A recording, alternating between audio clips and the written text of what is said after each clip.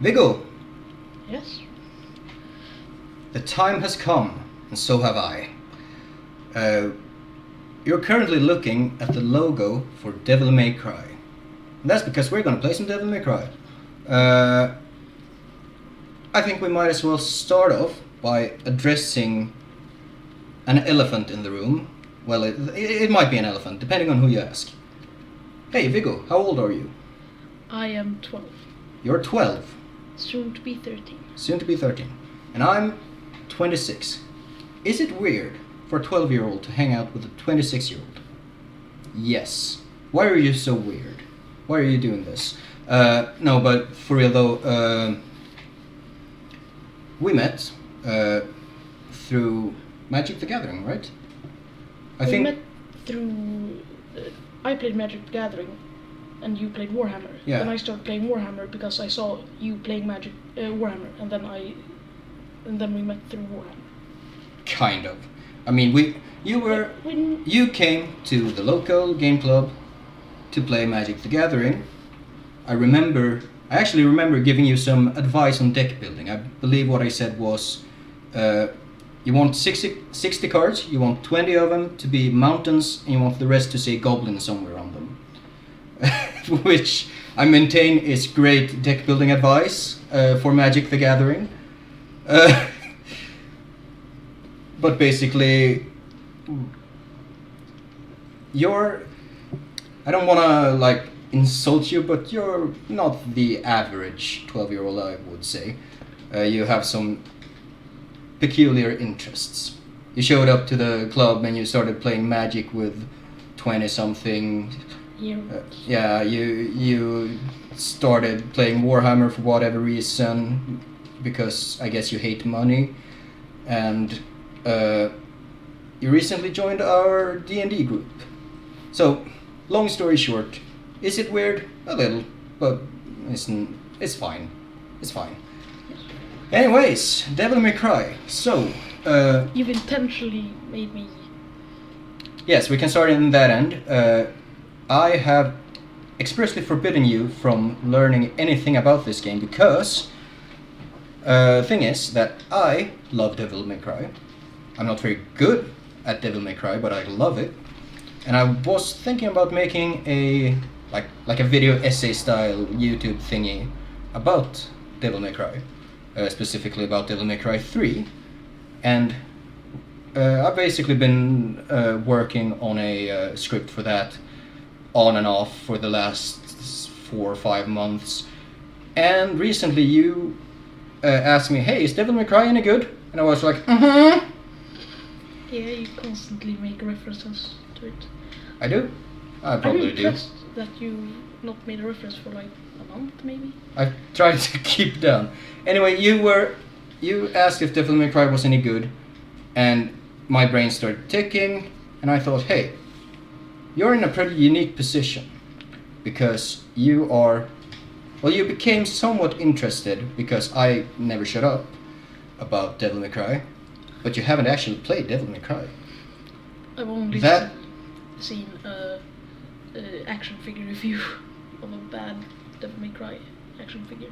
Yeah, but it's the year of our Lord 2020, and you have an interest in Devil May Cry, but you haven't played Devil May Cry. That is really interesting to me. One of my favorite things to watch is people playing games or seeing things like movies or shows for the first time and seeing their reactions. So my brain started ticking, and I thought, hey, let's record some Devil May Cry and share it. And I thought, let's just start from the beginning with Devil May Cry 1. But we're gonna need some history, which is what we're doing now. This is gonna be part 0 of our, I don't know, let's play, whatever you want to call it. Or my unfiltered reaction. Your unfiltered reaction. No filter whatsoever. But I'm gonna give you some information that might not have been common knowledge for the average person picking up Devil May Cry when it released in 2001, I want to say. but that is interesting to consider. I'm gonna go to this slide. Hey, what's that say? Capcom. Capcom. Are you familiar with Capcom? A little bit, but I'm not a lot. I know some things about it. Mostly famous for, well, that it depends on the era, really. Early Capcom, when they started to gain some ground, was Mega Man. They made it real big with Street Fighter 2.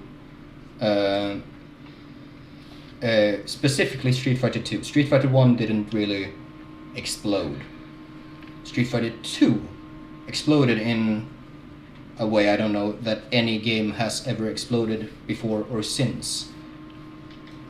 And during the PlayStation 1, Nintendo 64 type era, they released Resident Evil.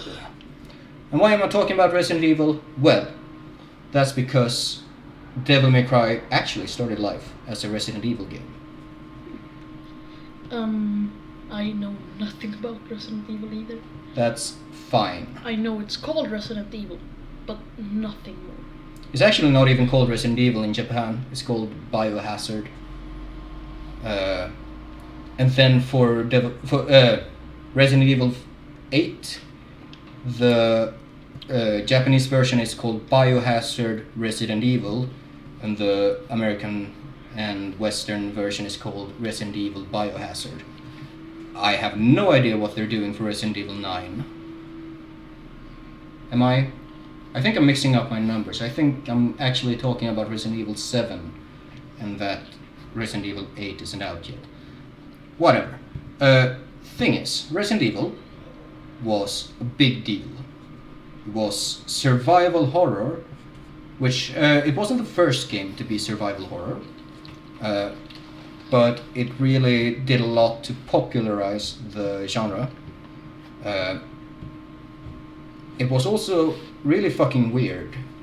Like, the writing was weird, it was very Japanese, which was odd because it was set in the USA with supposedly American characters. The first Resident Evil is pretty famous for having awful voice acting. And from what we know, or from what we've been told by voice actors who worked on that game, part of that was because the voice director was Japanese and wanted them to deliver lines in a Japanese manner in English. There's a lot of weirdness with Resident Evil. Either way, I think my next slide should be Shinji Mikami. This guy is the sort of main man behind Resident Evil. He created the first Resident Evil, and he became the executive producer for several of them.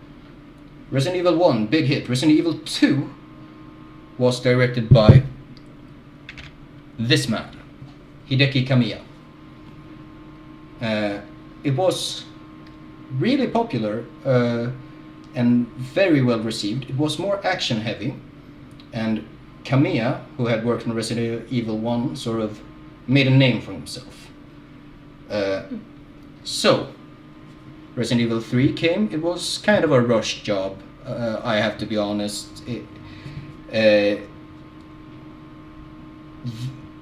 It's a good game, but it's kind of clear that it didn't get as much time or love as Resident Evil 2, and I don't actually know who directed it. It might have been Mikami. Anyways, Capcom decided that Resident Evil 4 is gonna get plenty of time, and Shinji, he went up to Hideki and he was like, "Hey Hideki, yeah, what up? You wanna make Resident Evil 4? Yeah." And Hideki Kamiya was appointed director of Resident Evil 4. Now Resident Evil 4, the version that didn't actually get released, that Hideki Kamiya started, was to star a policeman named Tony Redgrave, who wore a long red coat and used 2 guns and a sword. That sounds familiar. It does. And that was kind of weird. He also implemented a system that he says was inspired, one, by the beat-em-up arcade games he used to play as a young man, and B, did I say 1 and B? Probably. And B, a glitch from Onimusha, which is another Capcom game that Kamiya worked on. In that game there was a glitch that basically let you launch an enemy into the air and keep them suspended. That would sort of inspire a weird system where you could take zombies and monsters and just keep them suspended in the air by repeatedly attacking them with your sword. And no, it's weird for a Resident Evil character to have a sword. You usually have your assortment of guns. You have a pistol, you have a shotgun, a rifle, and maybe a submachine gun. And for the final boss or something, or you'll get a rocket launcher. That's Resident Evil. You don't use sword in Resident Evil. So Shinji, he came up and he was like, "Hey, Kamiya, this is kind of weird." And Kamiya was like, "Yeah, isn't it cool?" And Shinji was like, "Yeah, it is cool. It's not Resident Evil though, but it's cool. You know what? I'm gonna talk to Capcom. I'm gonna see if you can't make your own sort of game with this idea, while someone else makes Resident Evil 4. And turns out they agreed. So, well, supposedly they agreed after a lot of convincing. So Hideki Kamiya, he started working on turning Resident Evil 4 into what we today know as Devil May Cry. And that's sort of the background for how it came to be from a production standpoint. I'm also going to point out that Hideki Kamiya was kind of a dork, as him as a young man with his mother. He was kind of a dork. He was into Super Sentai shows, he was into arcade games. He was a cool kid. He had his very own sense of style, and that would influence his work a lot. This looks familiar to you. Yes, it does. As Cobra. That's Cobra, from Space Adventure Cobra, and a few other characters from the show. It's kind of weird for a 12-year-old in 2020 to know about Space Adventure Cobra. But that's because we have a common friend who's kind of an idiot, who collects old trashy anime, usually dubbed in a trashy manner to Swedish. Have we mentioned we're Swedish? We're Swedish. So do you actually have those tapes right now? I have some of them. You have some VHS tapes of Space Adventure Cobra. Yes. You're 12. It's 2020. You're a weirdo.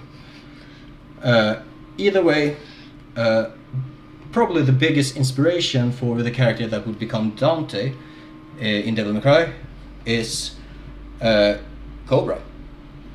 Or so I've been told. I haven't actually seen Space Adventure Cobra, but I thought I'd bring it up since you actually know what it is. With that said, I think we have the background for this. I have Space Adventure Cobra on VHS. Yeah. I got it from our idiot friend.